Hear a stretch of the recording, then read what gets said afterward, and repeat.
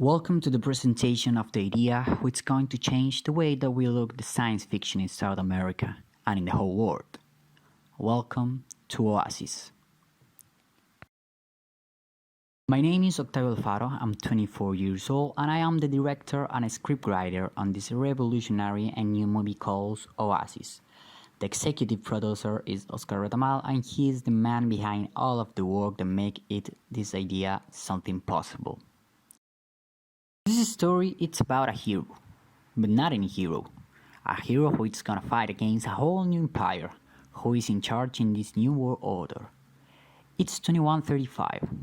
The world has been through a lot of natural disasters in the past years, pandemic situations, wars, angry, a completely mess.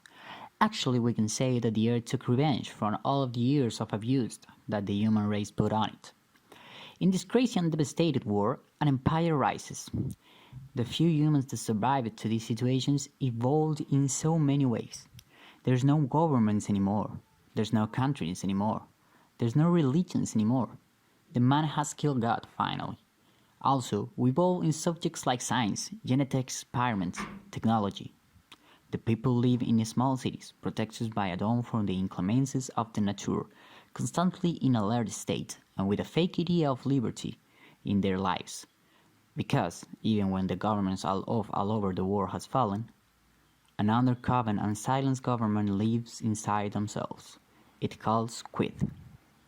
The quid is a genetic code which is put into the brains and body of all the human race, which is put into the people like a vacuum when this spiral has begun, and it's the way that the elite controls the population. Who is the elite? The ones. The ones are the creator of all of this. A group of scientists, economists, politics that control the people.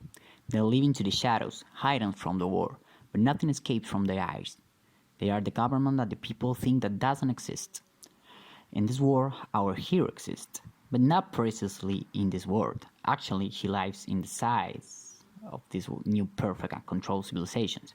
His name is Caliteros, and he lives with the others. The others are a group of people that doesn't want to be part of this new system. They live away from the city, and in an old-fashioned way, like we live right now, without all the technology and advances that the new world has. Our protagonist lives here, but we always have the dream to be part of this new society. He feels that belong to this new world and reject constantly his style of life. This makes the start a journey from his town to the big city. Main locations. This movie is completely filmed in Chilean territory, precisely in Coyhaique, a town that is part of the Chilean Patagonia. This is the main location of this movie, but not the only one. Other location is the industry of oil of Cancun, Chile. This location was selected by his industrial and futuristic aesthetic and is combined with the Coyhaique location to get the futuristic aesthetic that this movie needs. Finally, Santiago is the location to film the last part of this movie. It's the place where the government of the ones plans their revenge against Caliteros. This choice was justified by the symbol of the centralism and power that Santiago means in Chile. Idea. This idea was born from the head and thoughts of Octavio Alfaro, director and scriptwriter of this movie. The inspiration comes from the necessity of showing to the world the quality of the Chilean cinema and how prepared we are to make science fiction. Also, as far as a big fan of the science fiction in general, and I always dream about to make a masterpiece of this genre. Films like Star Wars, Dune, and Mad Max had a very important influence on his work. Character descriptions. Caliteros. Caliteros is a young man, not very tall, white skin, brown hair, and shining green eyes, who is going to be the hero of this history. His clothes look worn and with a clear preference for the brown color in his outfit. He always looks calm at the beginning of the movie, so it's a happy young man that dreams with be part of this new world. But his connotations change according the movie runs. He's not a happy young man anymore when he is rejected by the society. Actually, it's a man looking for revenge. Bufos. Bufos is part of the elite police organization of this new world. He is a perfect human, genetically modified. His Afro-American features, big arms and chest, and warrior skills makes him a perfect soldier.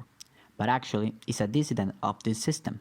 He's not agree with the action that his teammates do, and always get mad about it. He's expelled from the city at the same time that Caliders, and they both became big friends and partners on this fight. Grecos.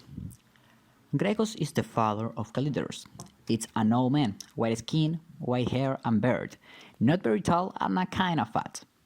He have a big hate and bad feelings about this new world order and always try to convince his son to not go into this big city, but he never get it.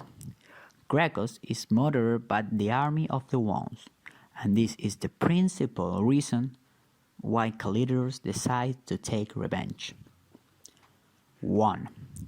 1 is the principal and main villain of this movie. Is the most important member of the Ones and the creator of all of this system. His blue eyes, white skin and white hair makes him a kind of scary aspect in the screen. He's evil, calculator and cold in his movements, feelings, thoughts and actions. Was the first of these perfect humans and will do everything to keep his system alive. Number of scenes. This is a movie that maybe could last 2 or 3 hours, but this exercise asks for a short movie, so we can talk at least of 40 scenes considering the big quantity of content and aspect that this story contains. These 40 scenes gave to us a timing of 35 or 40 minutes of duration of this film. The most of the scenes will be filming in Coyhaique, the rest will be divided between Concón and Santiago.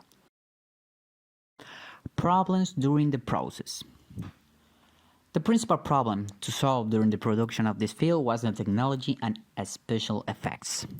This is a science fiction movie, and it's impossible to conceive this movie without an spectacular special effects work. The art request, the location, the clothing on a scene makes this film special and new for the Chilean production. So in this point, the director and his collaborators make the biggest efforts. Also, the location pick is not an easy place to film. It's a cold and wet zone, and many times the camera and other filming equipment could get damaged if the cares are not the appropriate. All of these problems can be solved with a good planification in the pre-production stage, and the problem about the special effects can be solved only in one way: working with the best team that you can get. People who understand your movie, people who feels this movie as same as you, people who can imagine this movie as same as you. It's just about cooperation and pick the right guy for the right place.